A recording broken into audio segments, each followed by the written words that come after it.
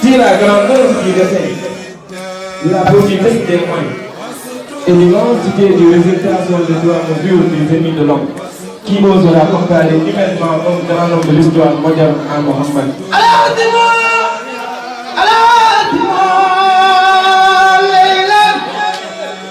Si la grandeur du dessin, la possibilité des moyens et l'immensité du résultat sont les doigts mesure du génie de l'homme, qui osera comparer humainement un grand homme de l'histoire moderne à Mohammed.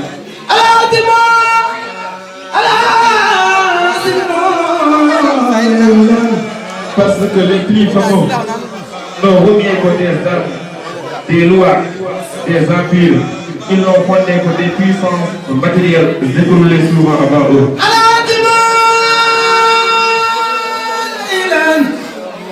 Mais celui-là, Mohammed sallallahu alayhi wa sallam, a remis des armées, des législations, des empires, des peuples, des dynasties, des millions d'hommes sur la terre qui peuvent habiter.